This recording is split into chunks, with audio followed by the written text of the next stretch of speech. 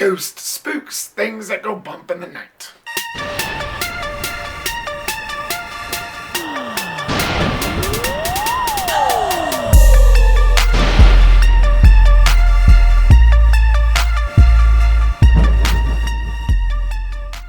What's going on, guys? So before we get started on this review, I'd like to share with you something that I got at the store the other day.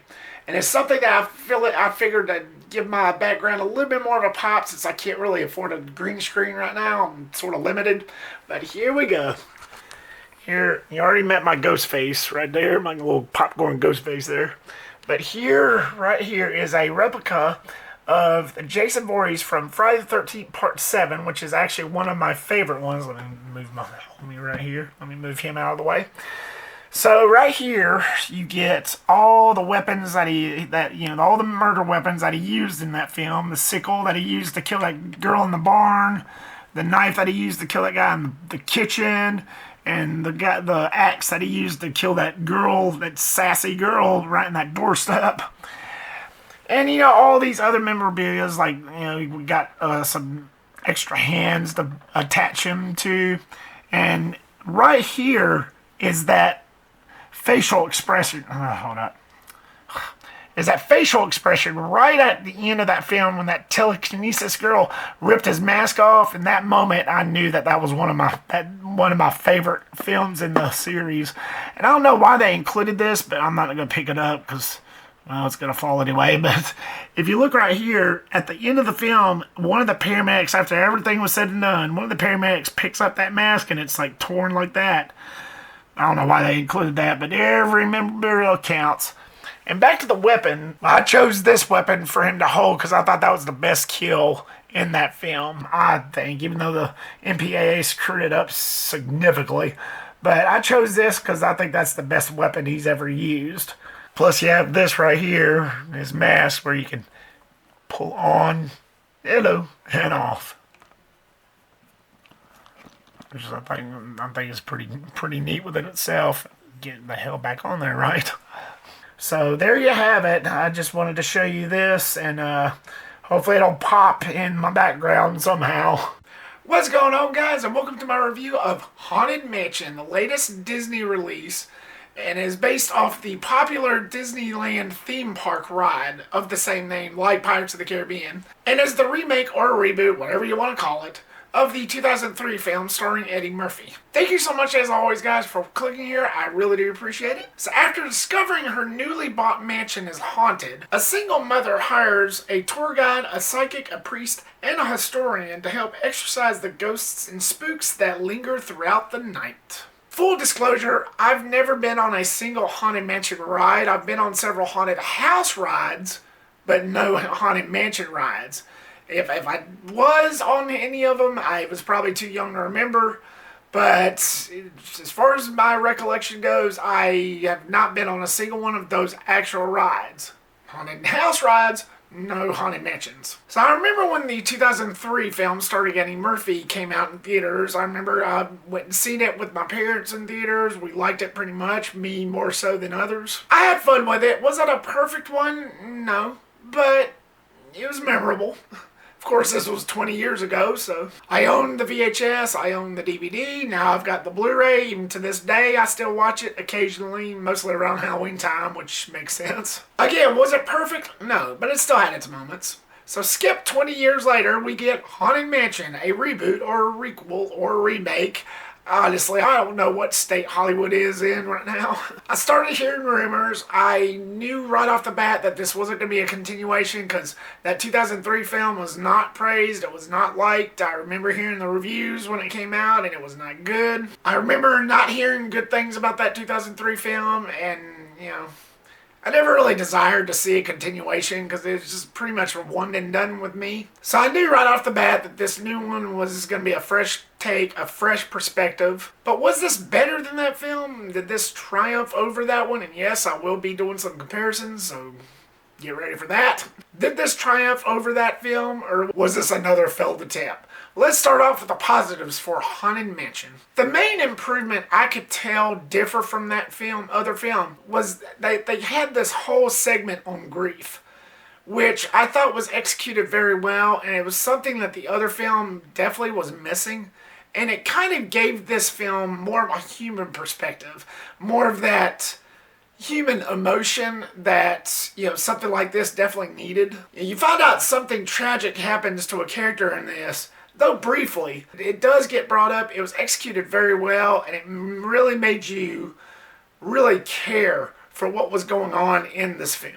I thought it was a nice direction. I thought it was a nice change of pace, differ from that other film. It just gave this film more of a human element, which is definitely something that that other film was missing. And I think in that capacity, it was a much well-deserved improvement over that one. And it was something that I felt the film really benefited from by having that emotional connection. Which brings me to the main lead, played by LaKeith Stanfield, who plays our main character, who plays the tour guide, one of the people that the single mother hires in this film to help get rid of these ghosts, which is where the grief segment comes in, is mostly with that character. Without giving too much away, you find out that he suffered a great loss, he has a tragic past, though briefly, but whenever it gets brought up, you really get to feel for this character.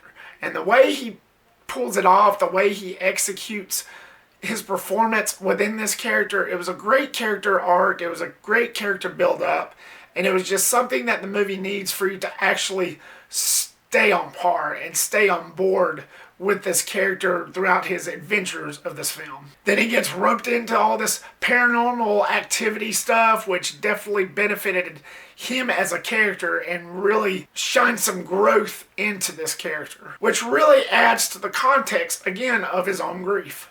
And I thought it was well done. He pulled it off really well. And you get this the other cast is well-assembled cast. You get Owen Wilson, you get Danny DeVito, Rosario Dawson, even Jamie Lee Curtis for those of you hardcore horror fans. I mean, Tiffany Haddish, I got to talk about her character. I think this is where she shined the most. She was a hoot. And as far as the comedy tone of this film, that's where it mostly shined, was when she showed up on screen. That's where I found myself laughing the most, and that's a rarity. The comedy in this worked the most with her in it, even though it veered off in some segments of the movie. But when she was in it, that's when it worked the most. But she was in it enough to where I didn't feel like I needed to put this in a mix. The comedy, because of her character alone, really worked, and I did find myself chuckling and giggling and laughing quite a bit when she was on screen. She really stood out to me the most because of that alone, and I really got to give her props. She's one of those actors that I don't see that much, but in this movie, she really did a really good job. She really kept the comedy tone at a level to where I was used to. And that's something that I can't really say that much about movies nowadays. She was funny. And again, like I said, it really worked the most. It really worked the best when she was on screen. Not that I'm saying the other characters weren't dull or weren't that good. They was good. They were good. But I think in terms of comedy, it worked the most when Tiffany Haddish was on screen. She definitely wasn't a waste. And Jared Leto, who plays the Hatbox Ghost, our main ghost baddie of this film, I thought did a really good job. He's one of those actors that kind of bunched it up with me, the way he played the Joker. I did not like his rendition of Joker in Suicide Squad. I didn't like it. It's just plain and simple. That's just me. But ever since then, he's kind of evolved. I've kind of warmed up to him.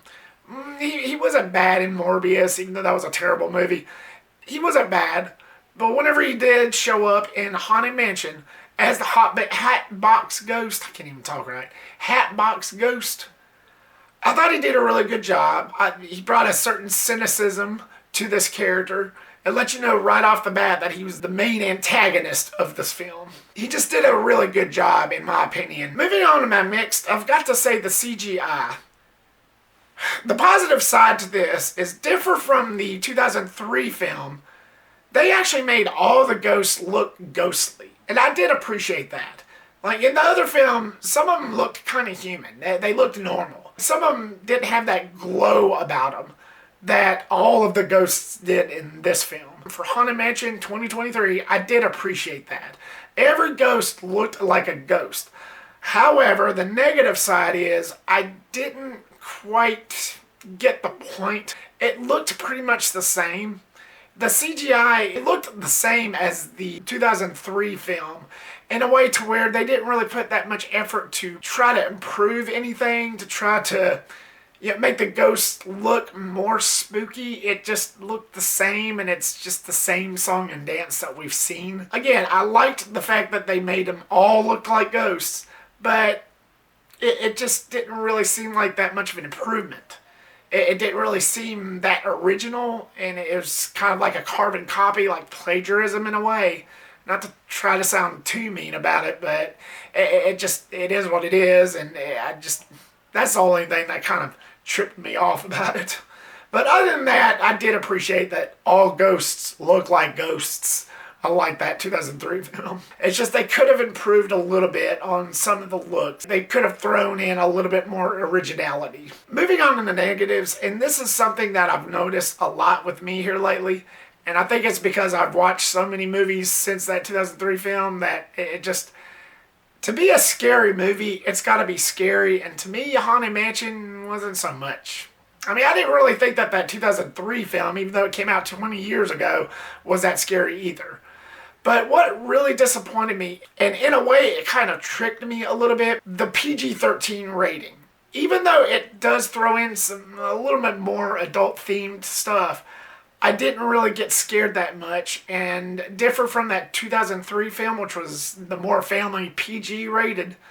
This one was PG-13, and because of that, it did disappoint me. I was hoping for a little more of a scare factor, a little more of a adult horror type themed movie. I just didn't get that. And yes, even though there was more adult themes in it, which is the main reason, there wasn't really that much cussing in it either. That's one of the main reasons why this film was PG-13. But I was hoping that would affect the scare factor, and it didn't really. Like, most of the time I was sitting there just put Tiffany Haddish back on. Let me laugh some more, okay? But again, I think that's just on me. I've become more of a hard audience when it comes to horror films, because I've seen so much over the years in my lifetime that I've just been kind of desensitized a little bit. And I know this isn't considered a full-blown horror movie, but I wanted to be scared just once. I just didn't feel that here. It just wasn't on my level, if that makes any sense. There's a lot of jump scares in this, which a lot of them was so predictable I seen come a mile away. Maybe there was one. I do remember jumping once, but I can't even remember the scene. So, as far as the jump scares goes, just like with the scare factor, not much here. I mean, most of it was just a drag, and I was just going through the motions. I was like, oh yeah, wow, he was behind him. Okay, moving on. It just didn't really feel that much excitement in those moments. And as much as they tried, because I could tell that we're trying, I didn't get much out of that. It just sort of felt a little dull, and again, another disappointing factor. And in comparison to the 2003 film, with this climax, I didn't feel that rush. Unlike that 2003 film, which still sticks to me to this day, there's just something about that climax that just really roped me in. Even though I was young at the time, it still gets to me to this day, 20 years later. Comparing to that and to the climax of this new film, even though it was a good climax, I do give it that, I just didn't get that woo feeling, that oh what a rush feeling that that I got in that other film. It's just something that I've seen countless of times, numerous and countless of times, that I was just going through the motions of it, and it was like, okay, it was already done with, so was that it? Was that really it? I just didn't really get that overwhelming emotion that I did in that other film. In comparison, it just really wasn't that memorable. The other one to this day just still gives me chills, but in this one, not so much. It just passed me by like a ghost ship in the night. So in the end, guys, was this the best that I've seen? Was this Better than that 2003 film? No, and maybe by a teeny tiny dot. But it wasn't terrible. It still had some enjoyable moments, but kept me on the fence. That's all I could really say. I mean, without being too mean, it wasn't bad. It just really wasn't for me. So Haunted Mansion, what was your thoughts on it? Were you a fan of this particular entry? Did you find this one enjoyable, or did you find that 2003 one more enjoyable than this one, or do you not care? Are you somebody that just doesn't care about either of these? Leave me your comment down below and give me your thoughts. Thank you so much, guys, for watching this. I really do appreciate it. As always, like, subscribe, comment, and share. And make sure to click all on your bell notifications so you don't miss a thing. And I will see you on the next one. Peace.